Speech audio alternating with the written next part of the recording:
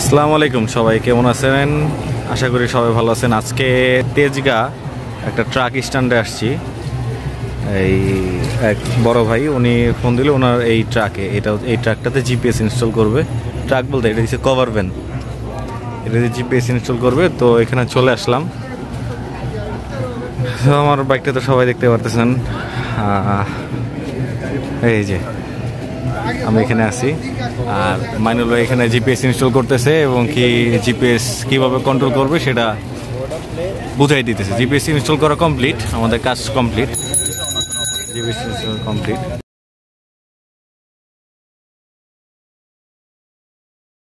GPS install complete, app বুঝাইছেন? গাড়িটা কি লক আনলক ওকে আছে? সব ওকে আছে। একটু আমাদের গ্রাহকদেরকে একটু দেখানো যাবে সম্ভব?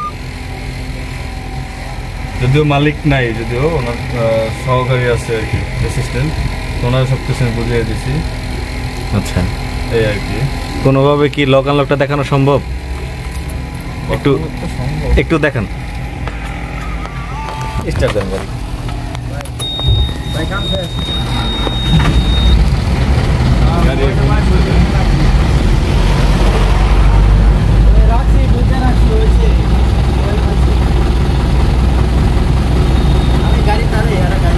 আমি এখন গাড়িটা লক করবো। হ্যাঁ, দেখেন গাড়ি কিন্তু স্টার্ট আছে, সাউন্ড পাওয়া যাচ্ছে সম্ভবত। আমি আরেকটা অ্যাক্সিলেটর করতেছি।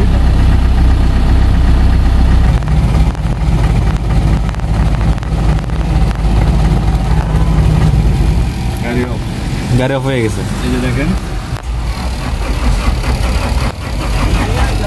স্টার্ট হবে না। আবার আমি অন করে দিচ্ছি।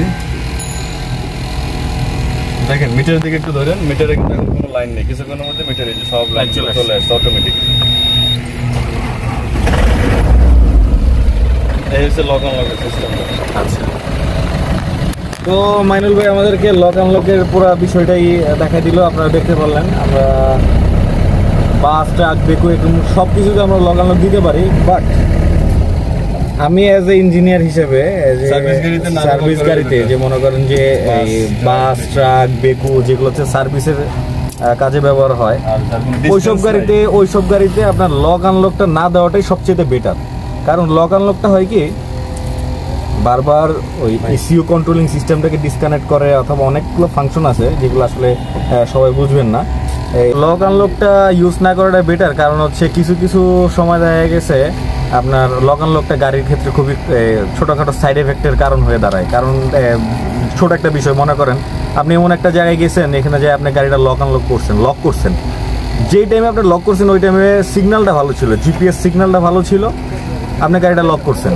কিন্তু যখন আনলক করতে গেছেন রাত্রে বা একদিন পরে লক আনলক করতে গেছেন, তখন দেখবেন যে জিপিএস সিগন্যালটা পাইলো না, আপনার গাড়িটা লক হয়ে গেছে, আনলক হইল না।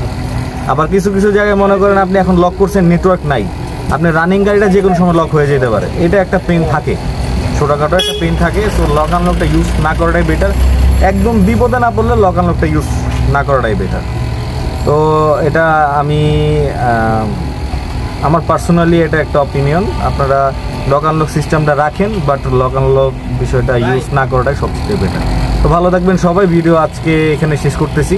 অনেকগুলো কথা বলে ফেললাম, ছোটোখাটো ভুল হইতেই পারে, আমার থেকে এক্সপার্ট অনেকেই আছে।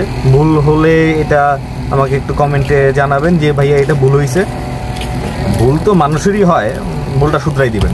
ভালো থাকবেন, আসসালামু আলাইকুম।